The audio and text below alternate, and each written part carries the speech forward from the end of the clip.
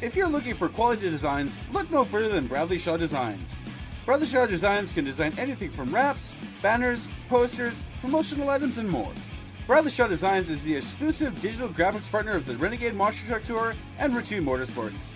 If you're looking for more information, please check out www.bradleyshawdesigns.com.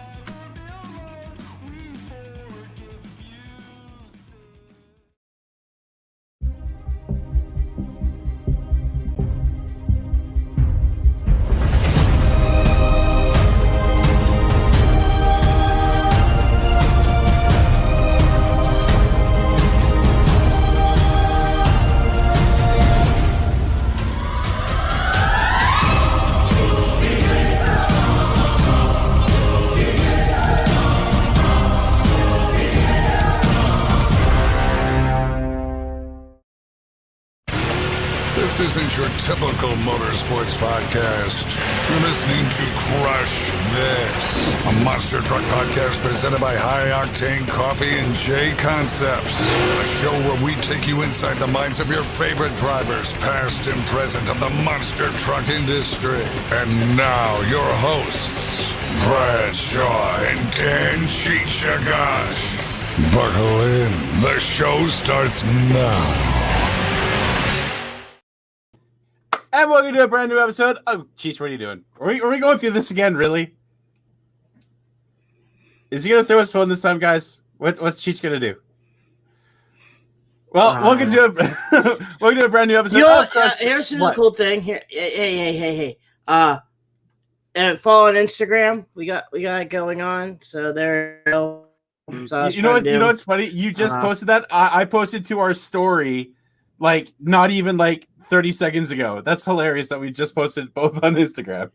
Wow, that's crazy. Anyway, yeah, go ahead. Welcome to a brand new episode of Crush This Live, everybody. My name, as always, is Brad Shaw, known as the Monster Truck Knucker and Babyface Brad Shaw, I guess. Even though the beard's coming. The beard's coming, guys. It's slowly but surely showing up. As patchy as someone trying to cut some corn. Give me the benefit of the doubt, okay, dude? Seriously. Never. You're from Canada. You give us bad weather. And always with me since day one is Mr. Dan Chichagash. Dan, how's everything going, buddy? Going pretty good. Anyway, you told me earlier. I'm going to Houston. We'll be in Houston this weekend for a ride truck Christmas parade gig, and come out and see us. I don't know the top of my head. It's in Huntsville, Texas. Kurt and Nathan will be at Greenbrier County, Lewisburg, West Virginia. Go ahead and take a look at that. That's near Virginia. My dad just told me, guess what I'm doing? He's drinking eggnog. Wow. So that leads to the topic of this. So I will be home in West Virginia during this situation. And no, I won't be. I will be here. So December 22nd, 2020, this jagoff is going to drink a gallon of eggnog. I need help for anyone that can be able to send that drink to Canada. No, I'm buying it here. We have it already. It's already in stores. So there's eggnog around. I will be buying it. Remember the details. Remember, if you fail, you got to buy a T-shirt. I'm not going to fail. Take off the hooligan shirt and put it right on there. But if you drop out, 3-week suspension. I'm not gonna fail this. I'm drinking the damn eggnog. I'm not gonna fail it. All right, we're gonna have special people on talking about this situation. What's going on with Brad? Brad will have his mic muted, only his earphones on, so you can hear what everyone else is talking about. And you guys also, we're gonna throw a wrench at this. If you laugh, that's entertainment. You can't hold it back. Gotta control it. But it's we'll talk beforehand, see how you're prepping, what you're gonna do, Brad. Oh, And then I am going to prep. I am not going into this without prepping. I am not like I am taking this seriously. I'm not going to fail this. You guys are going to be all wrong. You're going to be eating your words. I'm going to do this, and I'm going to immediately hate myself after it, but I'm going to do it. At least you get a Metallica album. Yes, which is one that I don't have. So, which would probably be easier. Well, yeah, no, yeah. See, I could have made you buy me the And Justice for All box set, which is like quite a bit of money, but I'm a nice guy, so I'd rather do the S&M too. So, I mean, I'm helping you out. You're the one that has to wear this hockey jersey. I hate the Calgary Flames. I've said it before. They're the worst hockey team in the world. So there, I said it. But anyways, so you're heading to Texas this week for a ride truck thing. By the way, guys, go check out the Hall Brothers Tune In on Tuesday today. Cheech was in it. They were going over a list of stuff on the truck. That's all I know. I was at work when it showed up. So Cheech, tell us about the Tune In on Tuesdays things that you guys do with Hall Brothers. So let everyone know, I'm pretty much the camera guy, the editor. Look at this sweet mustache I'm growing now. Look at that. It's like a little You're getting the Dennis Anderson stash. I am. I'm starting to get the handlebars. I see Jack seeing it right now. It's starting to grow. Anyway, okay, so I basically we started this in July, the Tune In on Tuesday, but this week Tim wanted me in front of the camera instead of behind the camera. I since I had a face behind the camera anyway. So in front of the camera, we talked about what we called the list, which is a prep sheet before every show that we do. We take a look at the truck, front to back, back to front, and to see what damages and stuff like that. I mean, don't get me wrong. Sometimes I make mistakes. I miss some of the stuff, so I do make that mistake. But overall, we try to get the trucks prepped and ready to go before a show. We also got a list between shows. Like if we went to, for instance, like our guest today, we did a show with him in 2019 at South Haven, Mississippi. Between that Friday or between those two Saturday shows, we would prep or we would do a list for the trucks to get ready to go. So that's what we explained about. We do little different things here and there about what keeps our team running, and that's what we do. So yeah, take a look. Tune In on Tuesday. Go to the Hall Brothers Facebook page, Hall Brothers Racing. The icon, the logo on the Facebook page is Mark and Tim with the Guinness Book of World Records lady when they made the speed one at 99.1 miles an hour. So that's the little icon. Click on there, like, share, do what you need to do. But that's what we did. Oh no. What? Fixed it. Anyway, how about we thank the people that have been backing us up? Yes. High Octane Coffee, thank you. Take a look at the Outlaw Drags. They're coming up with shows right now in 2021. It's pretty cool to talk to our guests tonight about that. Also, J Concepts, take a look at their products for your RC world, getting ready for the 2021 season. Maybe there's something going on in the wintertime. Back Channel Productions, he just got done doing the video about the new Toxic 2.0 over there at the metal shop. Take a look at that. Give some love to the Toxic guys, too. Jay Snyder and Corey Snyder and all them. 6B Apparel, they're coming up with a little bit of an ad for us, but these are our crew shirts. We got this. If Brad wants to show the New Wave logo. Let me grab it here, right there. Okay, right there. There is a crew shirt. Shoot. There's a crew shirt that's going to be is like that. New Wave. I wore that last week's episode. This is the OG logo. These two are both $100 a pop. Contact me or Brad, and then we'll contact 6B and they send them out. We do have people buying them. They're not just in and out deal. I have people buying them, like Mike Lanford, and another guy from 2 Extreme Racing actually bought some. So yeah, please buy some crew shirts. Helps us out, keep the ball rolling. Also, JB Scale Graphics, officially licensed products of Team Bigfoot, Obsession, Bad Habit, Against the Grain, Heavy Hitter, All these are monster truck names that are officially licensed through JB Scale for you to get your decals and make yourself a monster truck. Okay.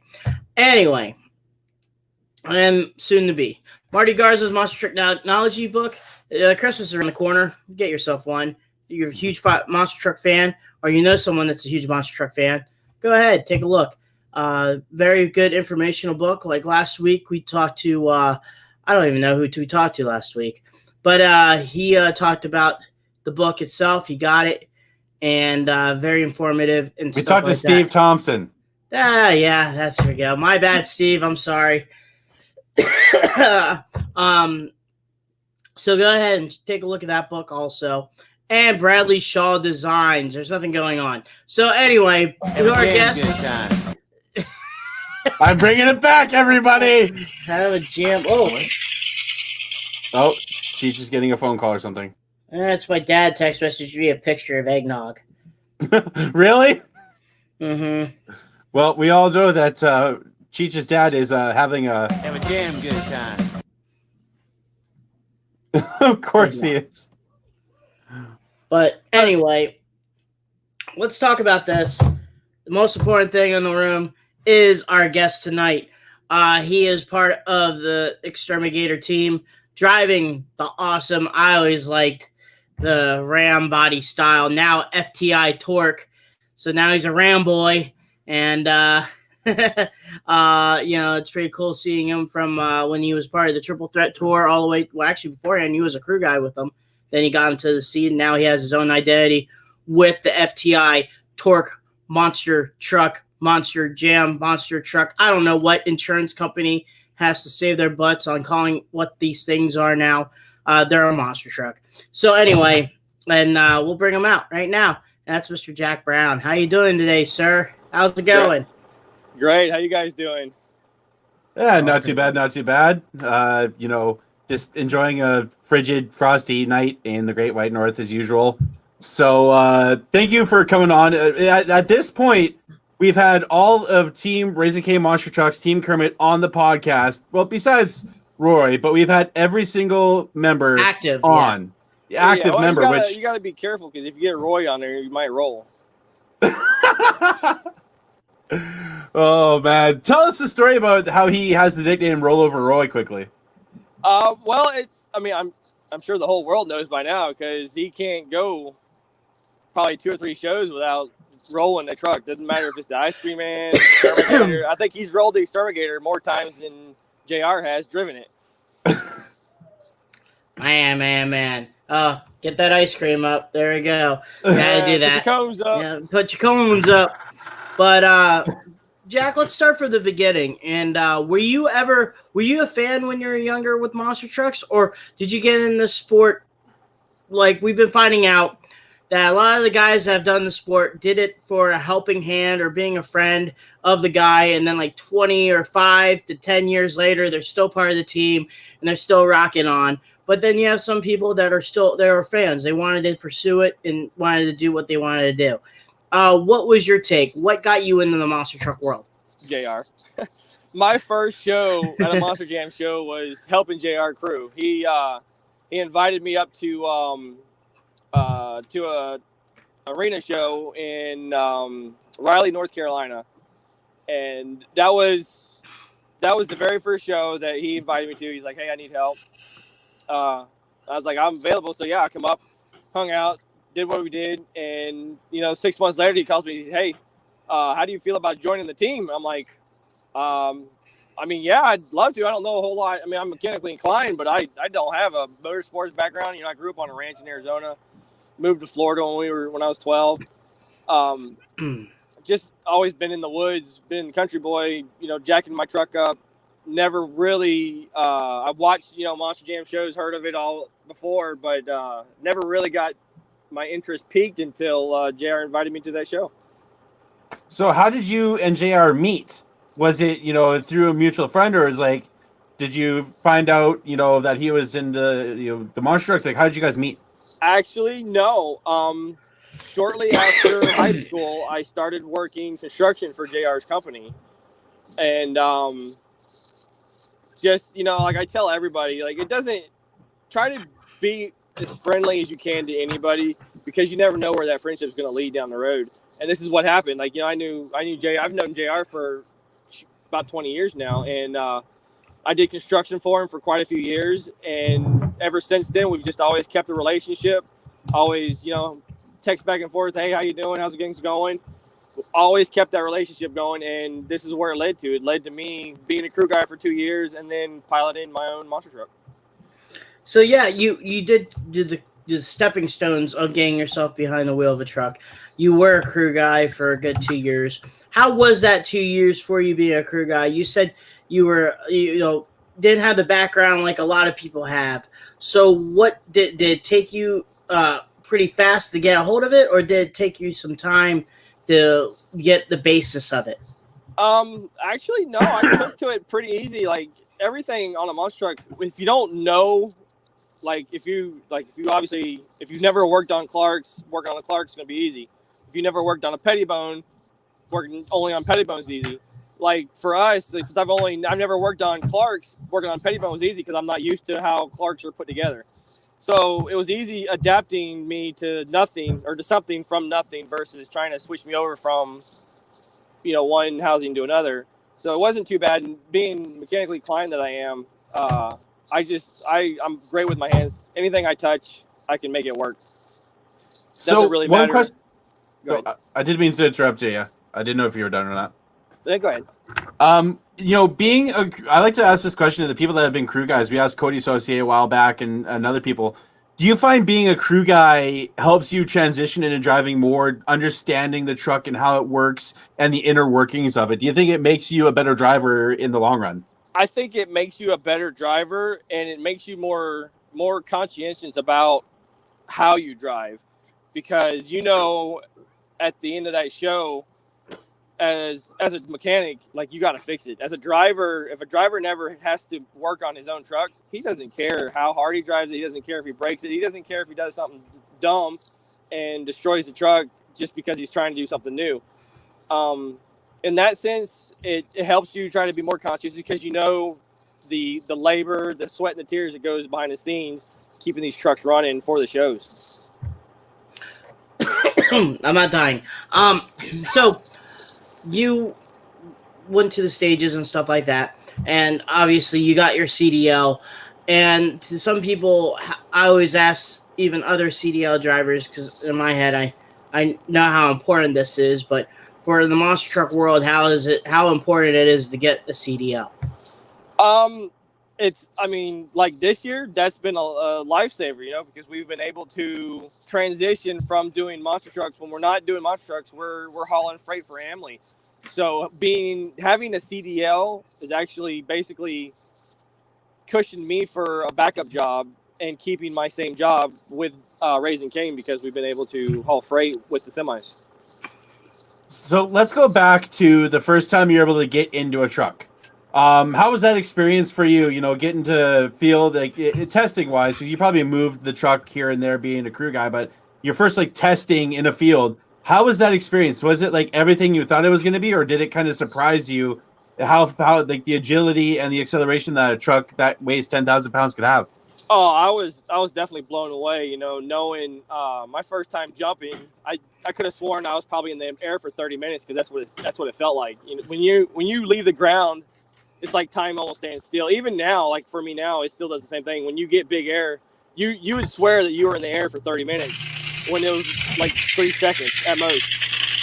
But even with all that said, like, my first time being behind the seat, I was blown away by just how these trucks can handle, what the abuse they can take, and being off the ground like that, that's not natural. Go with the next question there, Brad. My boss just text messaged me. Yeah. So when you got that air, was it kind of one of those situations like, man, I got like 15 foot of air, I got 30 foot of air. Somebody comes to you only got like 3 foot. Was it a situation like that? Did that happen? Yeah, pretty much. Where our little test track is, we have it out there at Roy's parents' house. So you get one jump that's like 3 feet off the ground, and then you got another jump that's about 5 feet off the ground. And even leaving the ground on the bigger jump, you're like, man, I felt like I jumped like 30 feet, and you literally watch the video and you're like, back tires never even left the ground. That's ridiculous. So you get to, I'm still talking, whatever. You get the chance. JR gives you the okay. What was the experience like for your very first show? And then how did that process to you? My first show was nerve-wracking. I tested for 1 weekend, or like I had like 2 days behind the wheel of testing out at Roy's place, and then JR sent me and Buddy to a show in, I want to say it was Nebraska, I think, or somewhere out there. Cooks. It was I can't remember now. But my very first show, I was against Hot Tamale and their team, and in racing, second round of racing, I completely destroyed a third member in my front end, and I was done for the night. And I was just like, I was so mad at myself for breaking the truck that I couldn't continue, that I just knew I was going to get fired from JR, just because that's not what I was supposed to go out there to do. I was just out there to take it easy, learn the truck, and I break it like second race. I bet you were just like, oh man, I can't believe I did that. Like, how was like were you able to like calm your nerves closer to showtime, or was that whole day just like you were a ball of nerves? You're like, I don't know like what's gonna happen. I don't know what's gonna go on. Let's just shoot and aim. I could have probably chewed nails and spit it all back into a bucket as a pile of steel, because I was just on edge the whole time. You can probably ask Buddy. Buddy I think he was probably laughing his butt off the whole day just because of how nervous I was. So I'm double check if I didn't mute my mic. So you go through, you did your shows and stuff like that. When did JR talk to you about doing the arena tour? It was shortly after I did a few summer shows that he talked to me about, because they sent me to Paxton, so I went to Paxton. I did probably 4 summer shows, and then a month later I was in Paxton for training for 2 weeks. So it wasn't long after he put me in the seat that he had let me know that I was going to be in Triple Threat. So how was training for that? Because with being on Triple Threat, you're doing the ATVs, you're doing the side-by-sides, and obviously, you know, all the competitions with the monster truck. How was that learning? You know, did you have any, you know, background on ATVs or anything like that before that, or was that a whole new experience for you?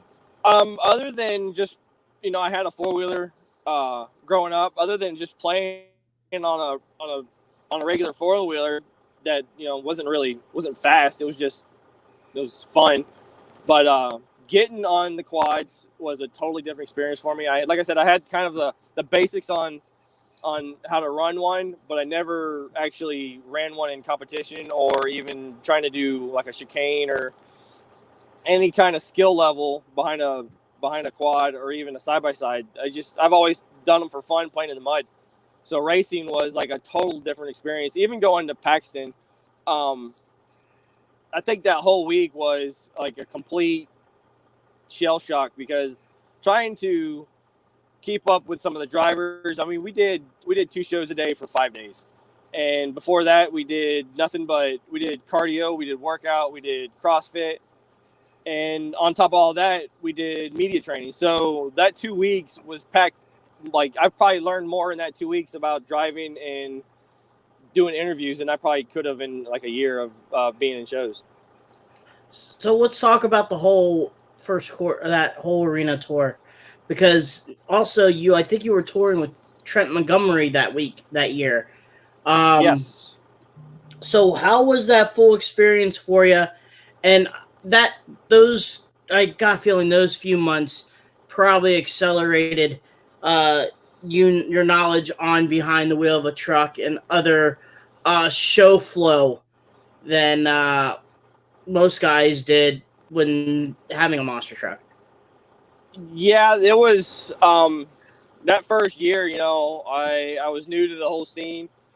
I was trying to just kind of, my my biggest thing that first year, like I totally just wanted to like learn my boundaries in an arena, because in an arena they're so small. Like even the smallest accident can turn into a huge paycheck out of your pocket, because doing dasher damage, doing wall damage, doing ice floor damage, like all that stuff, like you have to be conscientious when you're driving these trucks. So trying to find the balance of being a entertainer and not destroy my truck along with the building. That first year, I think I was like just a wreck, just trying to keep up with new crew guys, a new teammate, and try to run my team. That's the stress level that first year was through the roof. And how was it having Trent as a teammate? Because, I've gotten to hang out with Trent a little bit here and there when he was with Jimmy Cretin and everything. And how is it having him as a teammate? Because Trent's a fairly good driver himself, was with, like I said, Jimmy Cretin's team for quite a long time. And was he able to help you in certain areas? Were you able to come to him with, asking like, hey, how do I do this differently? What would I do that? How would I do this differently? Were you able to get any advice from him? Not really. I mean, that first year with Trent, I'll just say it was an interesting year. Trent is a very talented driver. There are other things that get in his way that probably kept him from moving forward in his career, and I'll leave it at that. But other than that, like, he is a very talented driver, and he knows his stuff when it comes to monster trucks. So I did learn some ways on working on the trucks that helped me from him, because he had good ways to basically shortcuts to get around certain things to do certain jobs on monster trucks, and I learned a lot from him. But that year, I think it was a blur just because of trying to teach 3 green kids how to work together, me trying to focus on being a driver and not messing up my interviews. It was definitely a tough year for me.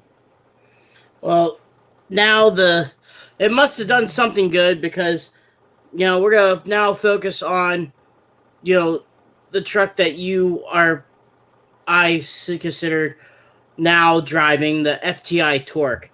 How did that come to fruition, and who picked the body? The Ford.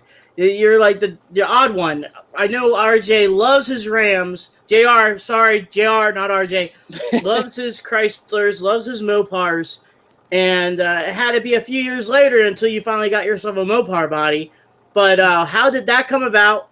And the elephant in the room, the Ford. It was kind of just like a last minute throw together, because there was talks of Roy kind of backing out from the scene, and there was talks of me taking over Ice Cream Man, but we didn't have with all that coming out, we wanted a new body for Ice Cream Man, so it was still in the far distance, but we needed something for me, and he, with as much work that FTI does for us with trannies, like we're literally like right next door to him. I probably could tell you I'm over there like 3 times a week trying to get them to do something for me with a transmission or even with the I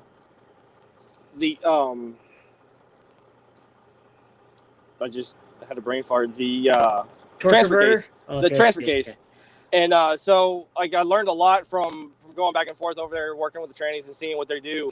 But that's pretty much how it came about, is like they've done so much for us and they do so much for free that JR just wanted to give them something back, and that was the FTI Torque. The body came from, it was basically left over at Stars. They had 2 of the same Ford-style bodies. It was, I think, if I'm not mistaken, it was the Canadian truck that they ran. Northern Nightmare. Northern Nightmare. So I think it was 2 leftover bodies that they had. So they basically dished them out to JR pretty cheap, and he picked them up. And that's what we ran for the first 2 years of this truck. And when he finally was able to get his Dodge molds down here, 2 Stars, that's when a friend of Nick's came up with a great design for the new body, and that's where she's at. I will be honest, I love the Ford body myself. I'm a Ford guy. I will admit that. I don't care. that's because of my loyalty to John Forrest when he was still a Ford driver. So until that square body S10 drive by. Oh, dude, I love square body S10s. I still love those. So do you hear that, Jack? He says he loves Fords, but he loves that square body S10. Oh yeah, I'm definitely a Chevy person. I've been wanting to join that black Chevy truck club for a while, but I don't think JR will ever let me do that Chevy truck. Hey, the reason why I love square body S10s is because that was my very first vehicle. So that I'll put the end to that. So when you came out with FTI Torque, I believe one of the first shows you guys were doing with that was I believe it was Springfield for MAP Motorsports, if I'm correct on that, right?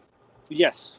Yeah. So those events that MAP puts on are phenomenal. From Miami, Oklahoma, and to do what they're doing down there in Springfield. How are those shows to run with? Because they put a lot of effort into those and bring out some of the best trucks that they can bring.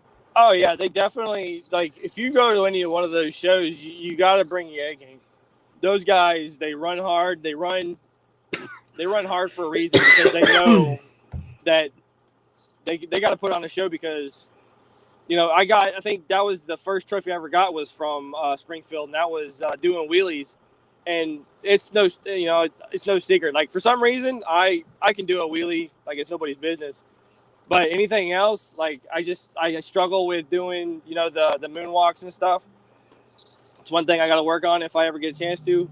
And, but yeah, definitely those guys, they always bring an A game crowd, an A game team to race against. When you race against those guys, you got to bring A game. I'm going back to the FTI truck. So, after the few years with the Ford and also a chassis, this year, you came up with a newer chassis, which I believe is an in-house, right? And yes. With the Ram body too, and they debuted on the first Outlaw Thunder Drags. How was the process of building a new truck, and what difference with this truck compared to the other one? There's actually quite a bit of difference. I got my old truck. I had it was a design from Roy.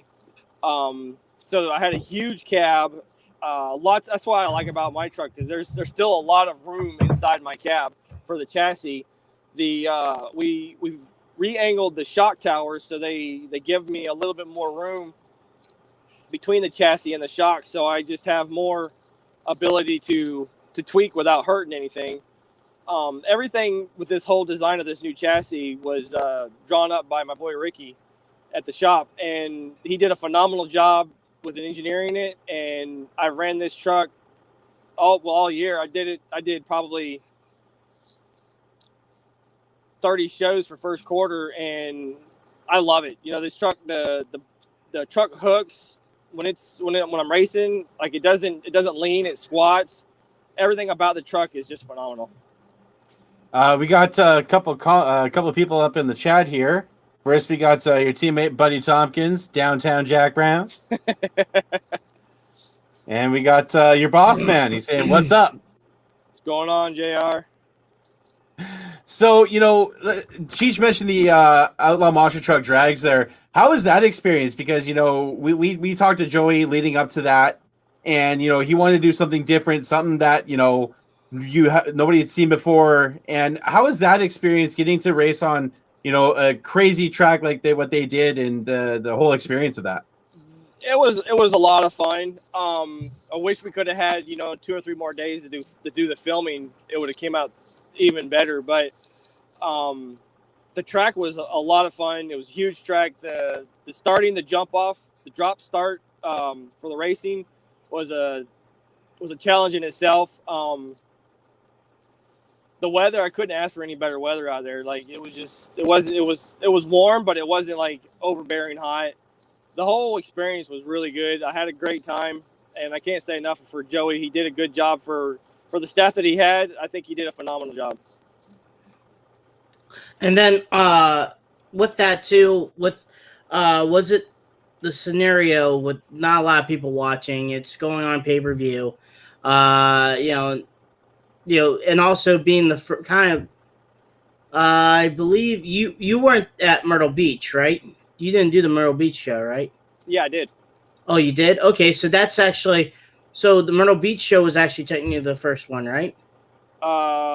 Myrtle Beach was after we went. Oh, my bad. After we did the Fight TV show, then we went straight to Myrtle Beach and got ready there too. So it was Myrtle Beach was the second show for that truck. Okay, so my question I was trying to lead up was between the break of your last Monster Jam event to basically the Outlaw and Myrtle, how was the feeling getting back behind the wheel? It was exciting just to know that we were actually going to be able to get out and do something. You know, I know for a lot of people it was a gamble on whether we were going to have a crowd or not. But I think by that time, a lot of people were already starting to get cooped up and stuffed at home, and I think they just needed the release. They needed to get out and do something and get some fresh air. So, with, going Myrtle Beach, let's talk about that a little bit, because that was the last monster truck show at that venue. And that venue has a lot of history in the monster truck industry. That's where King Kong famously crashed into the cop cars, the 76 sign. How is that being one of the final drivers to ever compete at that legendary venue? It was a great honor because, I've known, like I said, there's a lot of history at that track, a long time for monster trucks to show up there and do what they do, which is total destruction. Like even Budman hit that sign 2 years ago with his tire. So I think it was really good to be there and enjoy the last time. It was sad to see it go. I hope maybe they're going to build something bigger and better there. There's no telling what they're going to do. But being a part of that last show, I think it was definitely a great honor. So now we're gonna have some fan questions here, and Scott Bryan had a little tech question here. What is the different wheel? What was the wheelbases on both trucks? I know the new truck's a little bit longer. By how much? Actually, the new truck's not longer. It's we've actually shortened up all of our chassis by about 16 inches. Oh, so the wheelbase is to me it looked like your truck's wheelbase seems a little bit like a longer format. It's still wide, but it's not as long. Like we're still we all pretty much run the same 4-length. They're all 72 inches long. So they're definitely all the same size. We shortened up the nose on a couple of the trucks, especially the Patrick ones, just to get rid of that little hiccup if you ever try to start doing, moonwalks and stuff, and just kind of give it a little bit more of a sleeker design, I guess. We got a comment from one of our buddies, Mike Langford.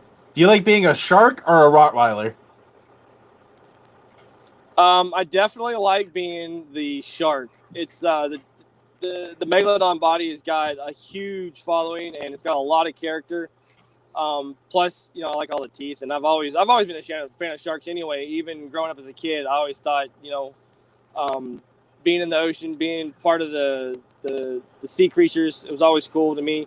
I've always loved fishing, so I've always just had a partial thing for sharks and fish. Another one from Michael McHood, I guess, says, is there any new changes to your truck in the 2021 season? Other than I'll be running new shocks from Josh Garcia. That'll be the only change that I know of for 2021. All right. Gotcha. We also got a comment from Tina Smith. Hello, Jack. Scotty is watching and missing you. Hey, Scotty. Hope you guys are doing good. Hope you're staying warm up there. And got to do this always for whenever Tina comments. Aw, nothing. Hey, Scotty. Nothing. Also, Richie Kaiser message saying it was always great running with you and the rest of the crew, a top-notch team. That's Richie Kaiser from the American Scout Mini Monster Truck. How's it going, Richie? I guess this person knows you. Her name's Ashley Young. Never heard of that before. I've never heard that name. She was wondering, are you going to copy Buddy and add some zoomies to Torque? Absolutely not. I think Zoomies are outdated. I think they're extremely loud and obnoxious, and anybody that runs them just likes being annoying. Uh-oh. I don't know how to feel about that. I don't know how to feel about that. Bam! Shots fired. Bam! Shots fired. Okay. I want to ask this because you mentioned earlier that your favorite move is a good wheelie. What's your kind of preferred method to doing a good wheelie? Because everybody does so many different ways to do it. What's Jack Brown's wheelie technique? I find that it's all in the timing, really, because for me to do a really good wheelie, it's once you feel your front tires set up on the ramp, car, or the jump, whatever it is. Once you feel your front tires hit it with that impact, and like I said, it's something hard to explain, but you literally wait like 2 seconds. Once that front end starts coming in the air, then you just pop that gas and get it to lay up underneath the truck. Right on. So with that during the tours itself, and then you go to the outdoor and you just let it all out. What do you prefer? Do you prefer doing those arena shows, or you like the count the fairs / racetracks, summertime stuff? I definitely like the arenas because they're AC'd. You're not like dying of heat stroke out in the fairs and stuff. But the fairs are fun too, just because the atmosphere. You like how many people say they can get to go to a fair like 3 months out of the year and enjoy fair food. I kind of like that too, because you do the shows in the evenings. You still see the fair atmosphere, which is really cool because, as a kid growing up, everybody loves the fair. And even to this day, I still enjoy going to the fair. I think doing fair shows are really fun, other than just dying of heat stroke throughout the day trying to run these trucks. So one company you mentioned earlier is Amalie Oil, and they've been a huge supporter of the Team Raising Cane team, especially with Exterminator, and you're doing freight for them right now. So how has everything kind of been with Amalie, as a sponsor wise, like, adding in Wolf's Head, obviously for Kristen's truck. Talk about, the partnership that you guys have with them. Oh, we have an amazing partnership with Amalie Oil. They every time we go down there, we get treated with the most up respect and hospitality when we go down there to their port. But like this year, with the COVID, it's affected everybody. They've backed out on sponsorships. They pulled the plug on Terry McMillan, and it's hard. We're hoping 2020 brings around a whole new change for everybody. But we'll always keep our relationship with Amalie as good as it possibly can get, even though we're not really, like I said, we're not technically sponsored by them anymore. We're still running the Exterminator truck. We're still running the Wolf's Head truck. We're still showing our support to them in this time of I would say just time of need, because everybody just needs to. We just need to get together and this country back on track. So let's talk about, actually a few weeks ago, you guys did some shows for Jimmy Creedon over there and around Florida. How did those shows go for you guys, and how was the outcome?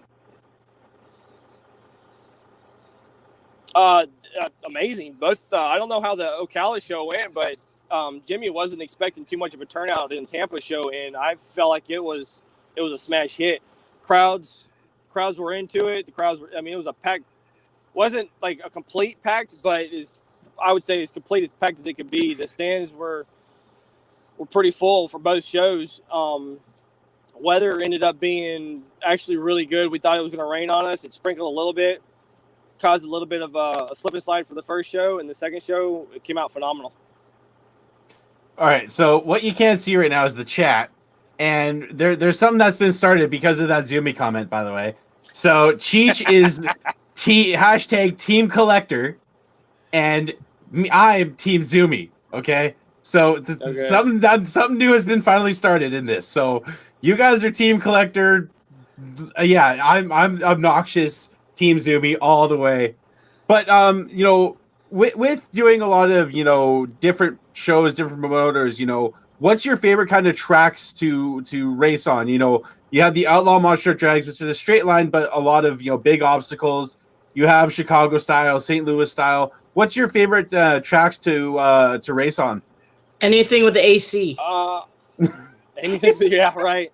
I actually, I like Chicago style because it brings a little bit more skill to the table versus inline racing. Inline racing, a lot of depending on the truck, you can just drop the hammer and hold the throttle wide open and pull away a win. Where some trucks you can't jump on the throttle, you can't land on the throttle.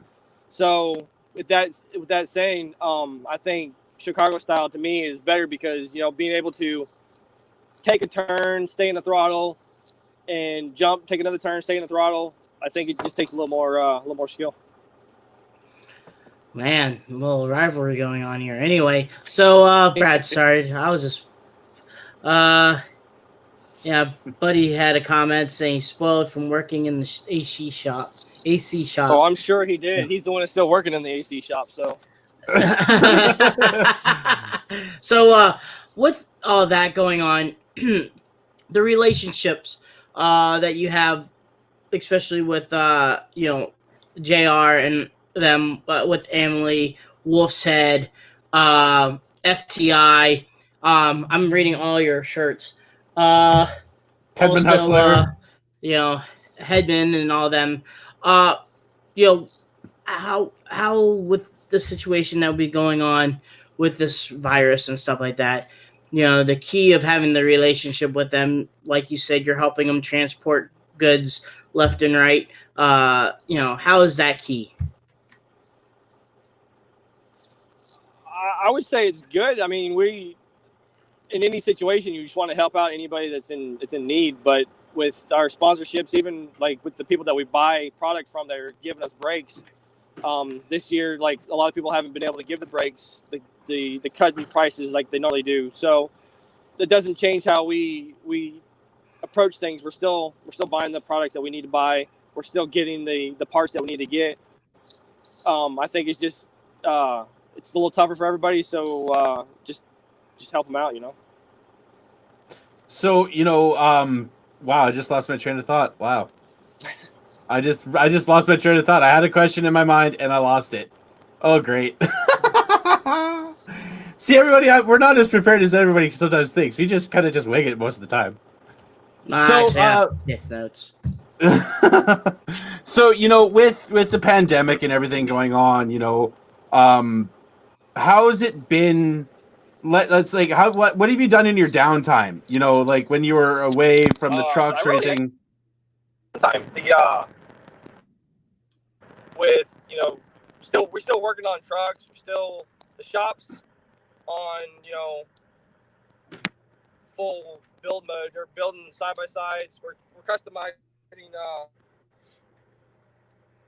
Hang on, should plug his phone in real quick. They're doing custom roll cages for side by shops. Shops been busy throughout the pandemic. We're definitely staying busy. There really hasn't been a whole lot of downtime for us. Yeah, and you guys have a few shows coming up soon, right? Yes, we actually, like I said, me and Buddy have this show this weekend for Jimmy Cretin down in Okeechobee. Buddy's going to be in Raising Cane, and I'll be in the Kermigator. Gotcha. I might have a bit of audio issues here, guys. So, Cheech, keep going. I don't know what's going on with my audio here. Okay, no problem. Well, he just passed away. So with that, I got a question that I normally ask a lot of the drivers, and look, I always thought it's pretty cool to know what's the coolest thing you have crushed.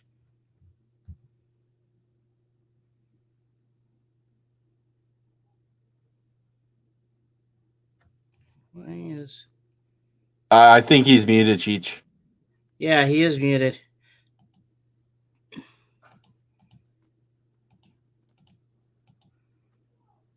Oh, oopsies. I'm screwing everything up here. There we go. We got you now, Jack. Oh yeah. There we go. Yeah, for some reason I've lost cell service, so I'm getting pretty crummy service here. It's all right. The question I was asking was, what was the coolest thing you have crushed? Do what now? The coolest thing that you have crushed. The coolest thing that I ever crushed? Yeah.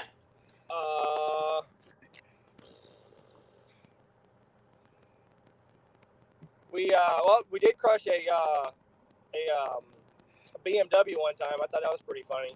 Never crushed a high-dollar car, so I was pretty tickled about that. That's all cool. right. So this question, we always ask it. It's from our good buddy Brandon Culpepper Sr. And what is your favorite kind of pie?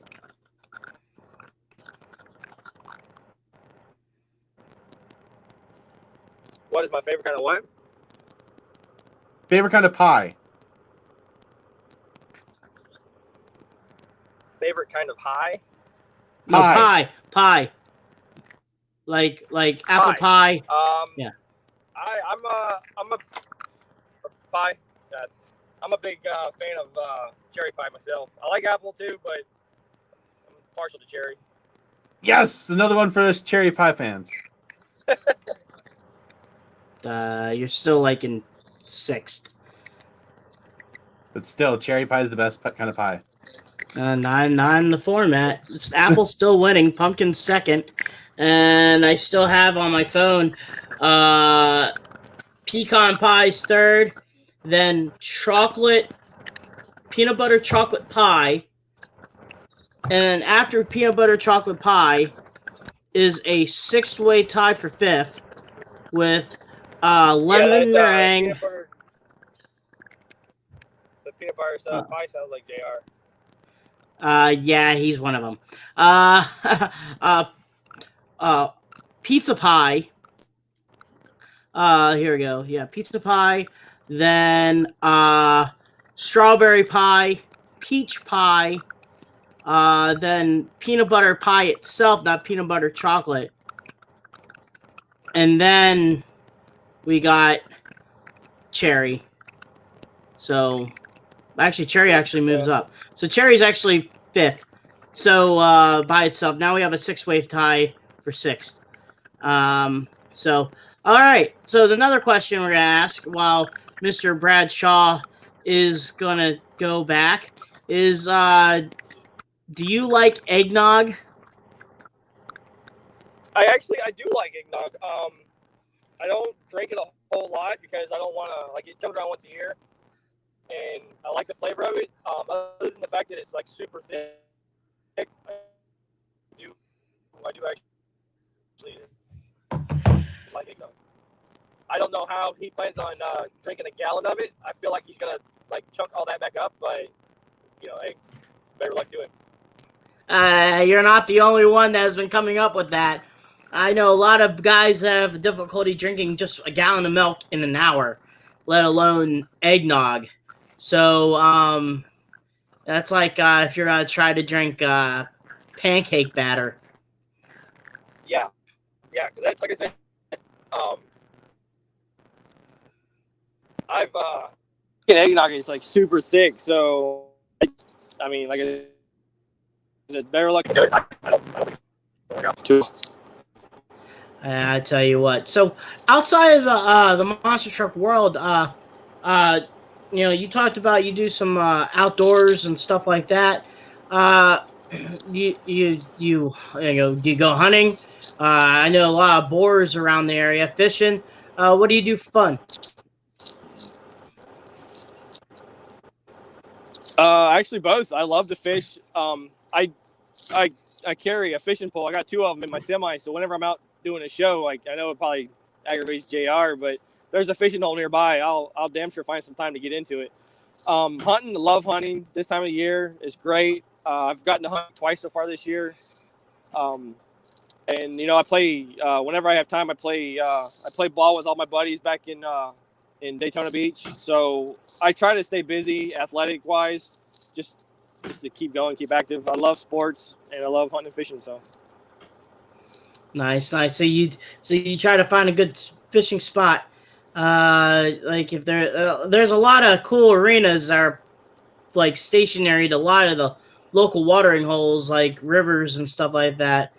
And like you said, if you find time, what when you're back home, what type of is there any particular game that you like to go after, or any particular fish that you favorite on? I love bass fishing. I love red fishing. So saltwater and freshwater, I don't, doesn't matter either one. I love catching amberjacks just because they're not the best eating fish, but it's a heck of a fish to catch because it's a fight. I love being in the woods trying to hunt me down a buck or a deer. I love deep venison, so anytime I can get into a deer to get some venison in the freezer is always a good time. Never really did a whole lot of turkey hunting, but it's never been off the menu just because that's also a fun hunt to do because it just takes a lot of skill to call in a turkey and be able to shoot one. So one question I have, did you watch any Monster Truck stuff growing up? Did you watch any of like the TNT stuff? Like, were you a fan growing up? No, growing up, and we were just a very, I want to say, very outgoing family. We never really spent a whole lot of time at home growing up, so there wasn't a whole lot of TV time. I always spent all my time I was either in the woods or hanging out at a friend's house. There's always something to do, and I didn't really learn anything. I didn't learn about monster trucks until I was in my 20s, and that was just from friends going to the monster truck show in Ocala or in Orlando, and going to Cowboys afterwards. So that was probably the first time I ever even heard about monster trucks was then. So Florida has a reputation for some of the best crowds in monster trucks. That it's always well documented on the Monster Jam episodes back in the mid to early late 2000s and stuff like that. What do you think is the reason why Florida is kind of a hotbed for a lot of shows? Is it because of the weather, or is it the kind of the culture, the mudding culture and stuff like that? I think it's just the culture. I think it's because of everybody in Florida, whether they have one or want one, they all share a passion in wanting to drive a big truck or own a big truck, or if they can't own one, then they know somebody that has one, so they go riding with them. I think being in the mud, that's like one of the biggest pastimes in Florida. I remember when me and JR, we used to go down to the Okeechobee Mud Fest, and we'd be down there for like 3 or 4 days, just having fun playing in the mud. When he first came out with Raising Cane, I think, those times were well spent. Actually. Yeah. Nice. And man, let's see here. Also, a couple of people were talking about that Dustin said, "What's up, Jack? How's it going?" Let's see here. I think I lost you guys again. I see your lips moving, but can you hear me now? Can you hear me? Hello. Oh, there you are. I got you back. Yeah. Okay. All right. Dustin, I can't announce his last name. Spallone said, "What's up, Jack? Hey, what's going on, Dustin? How you doing, buddy?" He said, "See you this weekend." So a little bit of going on with, I guess, next weekend's Okeechobee, correct? Oh no! Oh, you got us. How's it going, Willie? Yeah, you're cutting in and out. It might be on my end because my service keeps going down to 1 bar and then back up to 2 bars. So you next weekend you have Okeechobee, right? This weekend actually coming up, I have Okeechobee.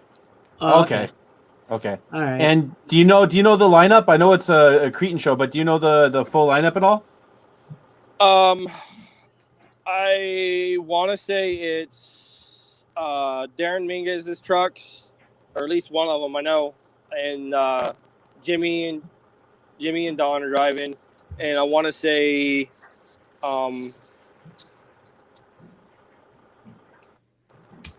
Gunslinger. I think it's going to be the 5 trucks. Oh, so it's gonna be the same kind of lineup in Tampa. Maybe it's my end. I think it's probably my end. Is it Yeah, kind of the yeah, same both lineup of you. that's in Tampa? Yeah. Yep. Same lineup that was in Tampa. Okay. Gotcha. So I don't know if it's Cheech's connection or not. He always, is it front. Do you still have Frontier Internet, Cheech, or something? Yeah, it's been working for me the last couple months. Hasn't been. I moved here in my bedroom, where magic doesn't happen. The internet's been pretty good. So I don't know. They told me to put the router kind of Yeah, I'm not pointed even towards. here in Cheech anymore. So Yeah, he says he's not hearing you. So as we start to wind down here, is there anything you'd like to say to like any advice that you'd like to give to a future driver or somebody looking to get in the industry? What advice would you give them? Sometimes perseverance is always a key. If you're really passionate about it, don't ever give up. And like I was saying before, you never know where a friendship might take you. So always be open to a new friendship and always be friendly to anybody you meet, because as the old saying goes, you get more flies with honey than you do vinegar. So you always want to just be the best person you can be anytime you meet anybody. If you make a friend in the past, you never know where that friendship will take you in the future. So you can hear me, Brad, right? Yeah, I can hear you, Cheech. Okay, well, hey, Chris, it's not TMI.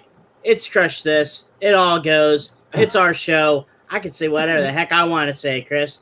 Yeah, dig it. Anyway, Jack, can you hear me? Anymore. Yeah, he can't hear you, Cheech. You can't So hear me. All right, So- well, go ahead and Brad, and if you want to, I'm done with questions, so. yeah. So what would you like to say to the fans and supporters of yours? Throughout the years, what would you like to say to them before we sign off here? Just a huge thank you, for everybody that's even followed me. That I've made quite a few friends in my travels around the states. I just want to say thank you guys. Thank you, J.R. McNeil, for giving me the chance to be behind the wheel of a monster truck. Without his friendship, none of this would ever have happened. And I want to, I just want to say thank you. I'm blessed for what I have, and I want to just share that blessing with everybody else. Well, just before we end it here, we'd like to give a huge thanks to our supporters and sponsors that allow us to do this podcast. I'd like to start off by thanking Joy Sylvester with High Octane Coffee. Some of the best coffee I've ever had, and I'm not a big coffee drinker. J Concepts, they're doing a restoration on Bigfoot 4. And if you've seen, Bigfoot's doing something with Bigfoot 8 again. So let's see what's going to happen with that. It's going to scroll here again because I don't remember every single one. Backshot Productions, Nick Davis. Go check out the interview that I did with him on his Facebook page. 6B Apparel. Cheech is rocking the old school shirts. $100 a pop. We also have the new wave. Marty Garza's book, Monster Truck Technology. Great Christmas present. Jack, have you actually had the chance to check out that book at all? I have not actually, so. Hopefully it'll be under the Christmas tree. Hey, maybe. You never know. We'd also like to thank JB Scale Graphics and Cheech. Who does JB Scale Graphics do wraps for in the RC world for? I know you've been paying attention, so you should be naming all this. Okay. Right. Okay. Bigfoot, Bad Habit, Obsessed and Obsession. They also do Against the Grain. One more. I'm trying. Oh, Heavy Hitter. Oh my gosh, Brad. I don't have the best memory, okay? Excuses. Just ask my girlfriend. She knows how bad my memory is. And the last person is myself, Bradley Shaw with Bradley Shaw Designs. Just remember when Bradley does your design, so forget. So, gray material right there. Wow, yeah, Cheech. buddy. Alrighty, so Cheech will be putting a post out on our next guest on Thursday. I might be doing it by myself with the guest. Cheech is going to be doing an event. All I Jack, know is this. Yes, Cheech. Cheech. Canada. It's gonna be Canada. To be a Canada-filled program on Thursday. So I'm gonna have a cup of Tim Hortons and my box of Timbits, and I'm good. Yep, it's gonna be a Canada show. So we may work some magic out and may have some maybe Don Frankish. I don't know. Maybe we can get him on with him. Talk about the cool idea that just came about for the Salt Lake City Monster Jam. So, but guys, thank you so much. Thank you, Jack, for coming on the podcast. It was awesome having you on. And we only need one more member to complete the Raising Cane trifecta on the podcast. So hopefully, eventually, we can get Roy on and make sure he doesn't roll over on the podcast.